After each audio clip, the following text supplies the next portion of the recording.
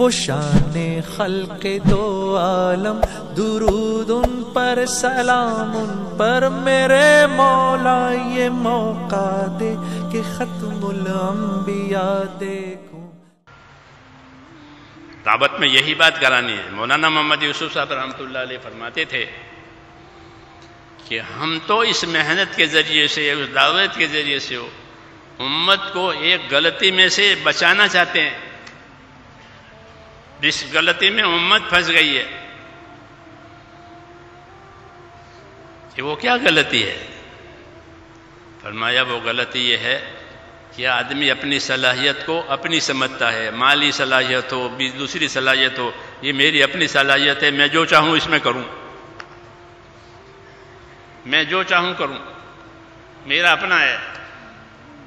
حالانکہ اس کا اپنا نہیں ہے، اس کو اللہ نے بطور نعمت کے دیا ہے، جو بھی دیا ہے،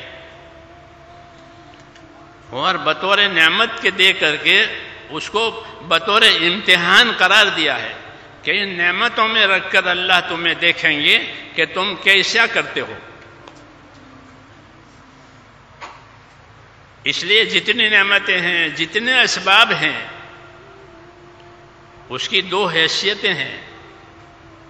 ایک حیثیت اس اسباب کی یہ ہے کہ وہ نعمت ہے، تندرستی نعمت ہے، اولاد نعمت ہے، مال نعمت ہے، سمجھ نعمت ہے، قوت نعمت، سب چیزیں نعمت ہے، یعنی اللہ کا انعام ہے۔ نعمت ہونے کا مطلب یہ ہے کہ اللہ نے بغیر مانگے اپنے بندوں کو دیا ہے، اور دیتے رہتے ہیں، دیتے رہتے ہیں۔ وہ سوال کرنے کا انتظار نہیں کرتے کہ کوئی سوال کرے اور دیں، ایسا نہیں ہوتا۔ اللہ کی سنت یہ ہے کہ وہ نعمتوں کے دینے میں اپنی طرف سے پہل کرتے ہیں۔ معصور دعاؤں میں ہے اللہم یا مبدع النعم قبل استحقاقها، کہ اے وہ پروردگار کہ جو اپنی طرف سے نعمت دینے میں شروعات کرتے ہیں حالانکہ اللہ پر کسی کا کوئی حق نہیں ہے۔ اللہ پر کس کا حق ہے؟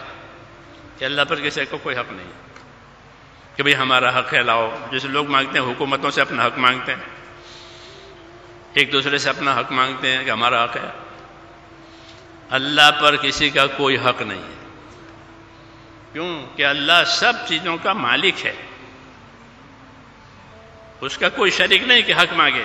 بھائی بھائی کا شریک ہوتا ہے، وہ حق مانگے گا، جی ہاں، اس کا کوئی شریک نہیں، ہاں، اس کے برابر کوئی نہیں، اس کے مثل کوئی نہیں، اس کے مقابل کا کوئی نہیں۔ ہاں، پھر جو دے رہے ہیں تو کہ حق کسی کا بھی نہیں ہے اللہ پر، وہ اپنی طرف سے بطور انعام اور اکرام کے دیتے ہیں،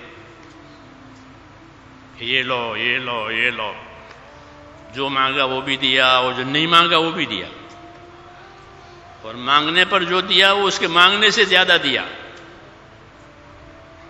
اور اپنی طرف سے شروعات کی ہے۔ ہاں، یہ نہیں کہ کسی کی درخواست آوے تو دیکھیں کیسا نہیں۔ حضور صلی اللہ علیہ وسلم اللہ کی یہ شان ظاہر کر رہے ہیں اپنی دعاؤں میں، اللہم یا مبدع النعم قبل استحقاقها، اے وہ ذات کہ جو نعمت دینے میں اپنی طرف سے شروع کرے حالانکہ اللہ پر کسی کا کوئی حق بھی نہیں ہے۔ تو یہ نعمتیں آتی رہتی ہیں، اسباب ملتے رہتے ہیں۔ ان اسباب کے بارے میں کیا موقف ہے، کیا ذمہ داری ہے؟ تو میں نے عرض کیا کہ ایک طرف تو یہ اسباب اللہ کی نعمتیں ہیں، جیسا کہ معروف مشہور ہے، سب جانتے ہیں۔ دوسری طرف کہ یہ جتنے اسباب دیے گئے ہیں وہ اللہ تعالیٰ کی ایک نعمت ہے اور ایک امتحان ہے، امانت ہے۔ یہ امانت ہے، آنکھیں امانت ہے، کان امانت ہے، زبان امانت ہے، دل دماغ امانت ہے، مال امانت، اولاد امانت، سب امانت۔ ہمارا پورا دین امانتوں پر ہے اور امانت داری پر ہے، بے ایمانی کو کوئی تعلق نہیں ہے، بے عملی کا کوئی تعلق نہیں ہے، پورا دین امانت داری پر کھڑا ہے۔ حضور صلی اللہ علیہ وسلم کو سب سے پہلے اللہ نے امانت دار ظاہر کیا تھا، نبوت ظاہر ہونے سے پہلے امانت داری ظاہر کرائی کہ ہمارا یہ بندہ امانت دار ہے، ہمارا یہ بندہ سب سے زیادہ سچا اور وفادار ہے. یہ بنیادیں ہیں ہماری کام کرنے کی کہ دین کا کام اور اللہ کا کام کیسے کرو گے، کہ پوری امانت داری سے کریں گے، کیونکہ ہم کو یہ چیزیں بطور امانت کے دی ہیں. تو مولانا محمد یوسف صاحب رحمۃ اللہ علیہ فرماتے تھے کہ ہم امت کو اس غلطی میں سے اس محنت کے ذریعہ بچانا چاہتے ہیں کہ انہوں نے جان مال کو اپنا ہی سمجھ لیا ہے، کہ جان مال ہماری، جیسا چاہے کریں، جو چاہیں کریں. یہ اپنی صلاحیتوں کو برباد کرنے والی بات ہے. کیونکہ جتنی آزادی آئے گی اتنی بربادی آئے گی. قاعدہ ہے کہ ہر کام میں آدمی آزاد ہو کر کام کرے، تو جتنا بڑا کام اتنی بڑی بربادی، اور جتنا بڑا کام اتنی پابندی. پھر اس کام میں خوبی آئے گی.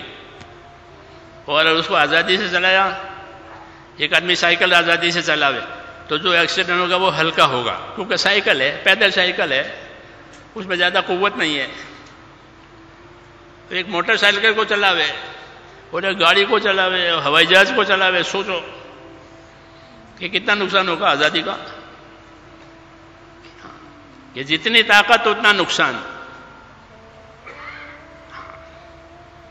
تو آدمی کو اللہ نے بہت سی طاقتیں دی ہے، جی ہاں، اور دیتے رہتے ہیں.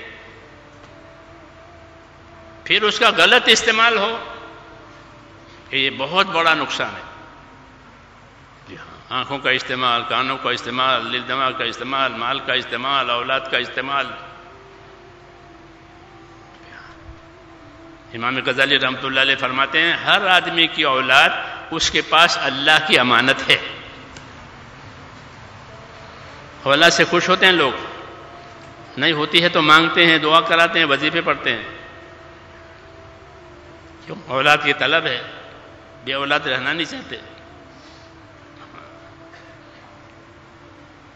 تو جب دی ہے اولاد تو کس کام کے لیے دی ہے؟ یہ تھوڑی ہے کہ میرے مال کا وارث بنے، اتنا مال کا وارث بننے کے لیے دی ہے. کہ مال کا تو کیا وارث بنے گا، وہ ہر آدمی اپنا مال چھوڑ کے جائے گا. ہر آدمی اپنا مال چھوڑ کے جائے گا. جی ہاں، اللہ کہتے ہیں میں وارث ہوں. وارث کون ہے؟ کہ اللہ. اِنَّا نَحْنُ نَرِثُ الْأَرْضَ وَمَنْ عَلَيْهَا وَإِلَيْنَا يُرْجَعُونَ. یہ زمین اور زمین کی ساری چیزوں کے ہم وارث اللہ کہتے ہیں. یہ تو سب چلے جائیں گے، پھر ہم جس کو چاہیں گے دیں گے. اولاد اس لیے نہیں ہوتی کہ یہ وارث بنے. یہ اولاد تو اس لیے ہے کہ جو زندگی کی ذمہ داریاں اللہ نے باپ کو دی ہے یہ سنبھالے. ہمارے باپ نے یہ ذمہ داری سنبھالی تھی دین کی، ہم بھی وہی ذمہ داری سنبھالیں کہ یہ اصلی بات ہے. تو مولانا کی بات کہہ رہا تھا میں کہ ہم امت کو اس غلطی میں سے بچانا چاہتے ہیں کہ امت نے اپنی صلاحیتوں کو اپنی سمجھی ہے کہ ہماری ہے، جو چاہیں کریں. یہ راستہ صحیح نہیں ہے، بلکہ یہ صلاحیتیں امانت ہے، اور یہ اس لیے دی گئی ہیں تاکہ اس کے ذریعے سے اللہ تعالیٰ کی اطاعت کی جائے.